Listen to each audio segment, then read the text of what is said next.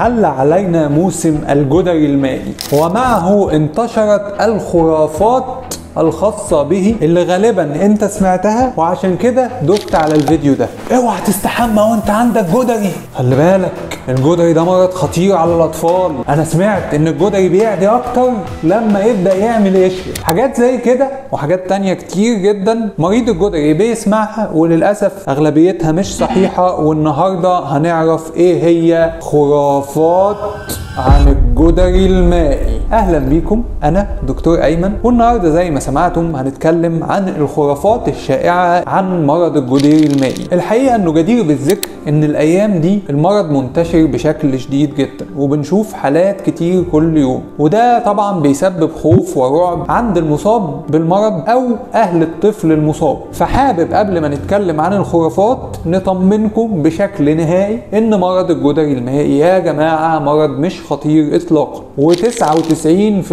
من الحالات ما بيحصلش فيها اي تعقيدات. ولو عايزين تعرفوا عنه اكتر في فيديو عملته شرحت فيه كل تفاصيل المرض الجدري المائي، ممكن نفتحه في صفحة تانية ونشوفه بعد ما نخلص الفيديو ده على طول. الحقيقة ان القلق والرعب بيكون جزء كبير منه نابع من هنعمل ايه وهنتصرف ازاي، وعندنا مدرسة وعندنا تمارين، ده البنت فرحها الاسبوع الجاي. كل الحاجات دي هي اللي بتخلينا نقلق ونتوتر ونقول طب هنعمل ايه بقى في الجدري المائي ده. للاسف في جزء صغير من الناس بيلجأ لان هو يحاول يخبي المرض، وبكده انت بتأذي الناس اللي حواليك بان انت هتنقل لهم المرض، ودي حاجه محدش يحب ان هي تحصل له، فبلاش نعملها في غيرنا. طب ايه الحل في هذه النقطه؟ يا جماعه ده مرض زيه زي اي مرض، ومرض ظاهر كمان، يعني محدش هيقدر يلومك ان هو جالك. اللي عنده امتحانات بيدخل لجنه خاصه عادي، اللي عنده تمارين ممكن ياخد اجازه، المدارس ممكن تديك اجازه عشان الجدري المائي، والموضوع كله مجرد تقرير دكتور، فمش محتاجين نتوتر منه، دي حاجه سهله وبسيطه. ايه بقى هي الخرافات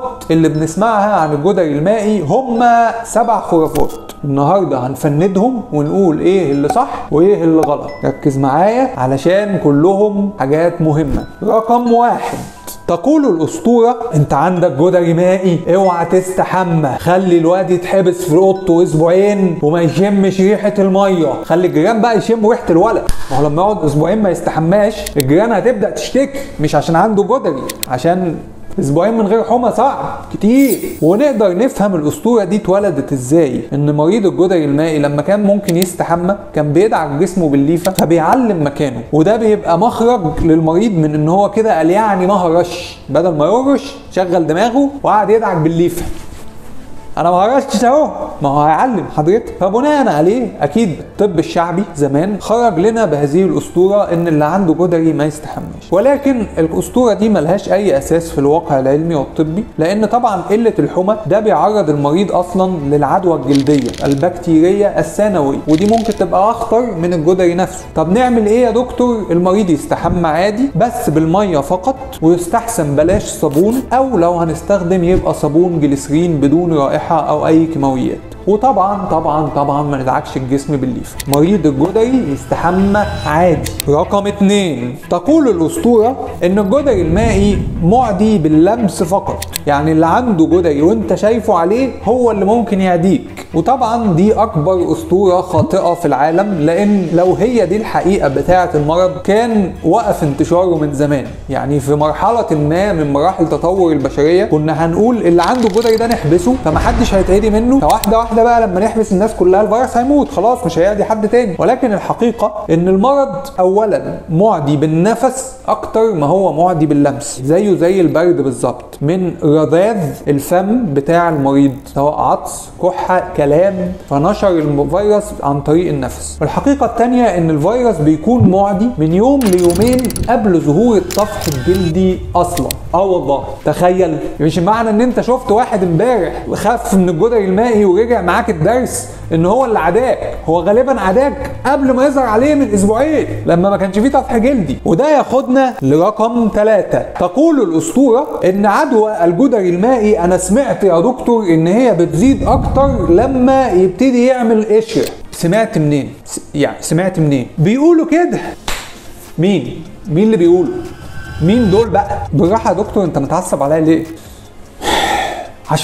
هشرح لك حضرتك المعلومه دي ابعد ما يكون عن الحقيقه. احنا عارفين ومتاكدين ان الجدري المائي العدوى بتاعته بتبدا زي ما قلنا قبل ظهور الاعراض بيوم ليومين، وبتنتهي لما الطفح الجلدي كله ينشف ويتحول لقشور. يعني دي اصلا علامه انتهاء المرض. لما المريض كل الطفح الجلدي اللي في جسمه ينشف ويعمل قشره، معنى كده ان هو مش معدي لا باللمس ولا بالنفس. دي ما يختلفش عليها اتنين. بس انا فاهم ليه سوء التفاهم ده ممكن يحصل، والسبب فيه هو رقم 4. تقول الاسطوره ان انا يا دكتور امبارح قابلت واحد صاحبي كان عنده جدري مائي وخف منه بس لسه مقشر، ولما قابلته تاني يوم ظهر عندي. يبقى اهو معدي اكتر لما يكون قشره. تفسير هذه الظاهره ان في حاجه يا جماعه اسمها فتره حضانه الميكروب. الفيروس لما بيدخل جسمك، فيروس الجدري المائي تحديدا، بياخد من 10 ل 21 يوم عبال ما يظهر عليك اي اعراض، سواء سخونيه، سواء تكسير في الجسم، سواء الطفح الجلدي بتاع الجدري، ايا كان. معنى الكلام ده ايه؟ ان انت لو خدت العدوى امبارح مش هيظهر عليك النهارده، محتاج على الاقل 10 ايام. فتفسير اللي حصل لك لما قابلت صاحبك اللي خف من الجدري المائي وظهر لك الجدري المائي بعديها بيوم او بيومين، مش ان انت اتعديت منه لما رجع الدرس بعد ما خف، ان انت اتعديت منه قبل ما ياخد الاجازه بتاعه الجدري المائي في اليوم او اليومين اللي هو بيعدي فيهم قبل ما يظهر عليه الاعراض. وكل الفتره دي كنت انت في فتره حضانه الميكروب. يلا روح امسك في خناقه بقى. لا لا لا، انا بهدي النفوس. اوعى ولا تتخانقوا مع بعض. المرض ده من عند ربنا، هو حد بمزاجه يعني. رقم 5. يا دكتور انا سمعتك في فيديو قبل كده بتقول ان الجدري المائي اللي بيجيله مره مش بيجيله تاني، وانا جالي جدري وانا صغير وجالي تاني الشهر اللي فات،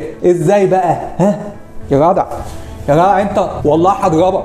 خلاص هقول لك حاضر. الاغلبيه العظمى من الحالات اللي بتصاب بمرض الجدري المائي مره واحده بيكون الجسم مناعه مدى الحياه وما بيتصابش بالمرض تاني، ولكن الفيروس بيفضل مستخبي في الجسم، ولما مناعتك تضعف لاي سبب بيحصل ري اكتيفيشن او اعاده تشغيل للفيروس، ويطلع على العصب اللي هو مستخبي فيه ويعمل مرض مختلف تماما اسمه الحزام الناري. شرحنا القصه دي كلها بتفاصيلها في الفيديو ده اهو، واعراض الحزام الناري وقصه كفاح فيروس الحزام الناري من اول ما بيصيبك لحد نهايه عمرك. اتمنى ان انتوا تتفرجوا عليه. طب ايه تفسير ان حد يقول ان هو جاله الجدري المائي نفسه مرتين؟ حاجه من الاثنين. الاحتمال الاول وهو الاكثر شيوعا ان مره من المرتين دول التشخيص ما كانش صحيح، ودي حاجه شائعه لان الجدري المائي فيه امراض كتير ممكن تبقى شبهه، لان اعراضه عباره عن طفح جلدي وسخونيه، وجع في الزور، تكسير في الجسم، في امراض كتير ممكن تبقى مشابهه ليه. طيب يا دكتور هل في احتمال ان التشخيص كان صح في المرتين وان الجدري المائي فعلا اتكرر؟ ده احتمال ضعيف جدا جدا جدا جدا جدا، يكاد يكون شبه مستحيل. في حالات معينه ممكن الجدري المائي يتكرر لو الاصابه الاولى كانت في سن اقل من 6 شهور، او لو كان اعراضه في الاصابه الاولى طفيفه جدا فغير كافيه ان الجسم يكون ليه مناعه، او ان المريض لما اتصاب بيه المره الاولى كان عنده ضعف شديد في المناعه. رقم 6. نفهم من كلامك بقى يا دكتور ان الجدري المائي اللي جاله قبل كده لازم هيجيله حزام ناري، صح؟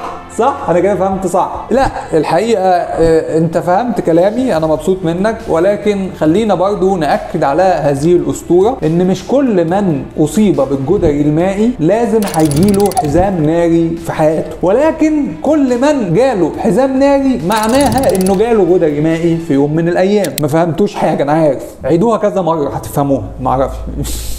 وهنا نيجي للاسطوره رقم 7. طب يا دكتور انا عمري ما جالي جدري مائي ولكن جالي حزام ناري فجأة، هل ممكن يجي الحزام الناري من غير جدري مائي قبليه؟ والإجابة هنا على هذا السؤال هو لا، غير ممكن إطلاقا إن أنت تصاب بالحزام الناري بشكل مبدئي، يعني أول عدوى تدخل لجسمك من الفيروس تبقى حزام ناري. طب إيه تفسير هذه الحالة؟ لأن بنشوفها كتير. تفسيرها إن المريض جاله جدري مائي ولكن بأعراض بسيطة جدا، فما كانش حدث في حياته يعني عشان يتذكره، افتكروه دور برد بقى ولا حاجة، وعدى في يومين 3 سخونيه، ظهر له حبايه هنا وحبايه هنا، محدش ركز معاه. طب ايه هو يا دكتور الحزام الناري ده بقى وايه حواره؟